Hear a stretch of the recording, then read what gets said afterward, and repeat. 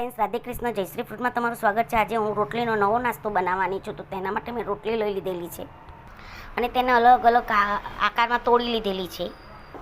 મેં એક બેસનનો ગોળ તૈયાર કરી લીધેલું છે, બેસન લીધેલું છે, તેની અંદર લાલ મરચું, હળદર, ધાણા પાવડર, ગરમ મસાલો, હિંગ અને નમક લઈને તેનો ગોળ તૈયાર કરી લીધેલો છે।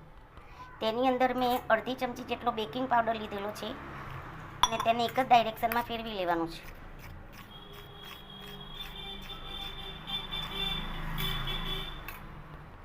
ગોળ તમે જોઈ શકો છો કે મેં આટલો પતલો અને આટલો એટલે કે બહુ પતલો બી નહીં, બહુ જાડો બી નહીં, તેવો બેટર મેં તૈયાર કરી લીધેલું છે।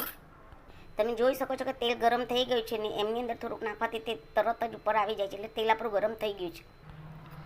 આવી રીતે મેં ટુકડાના બટકાને બેસનની અંદર બોળીને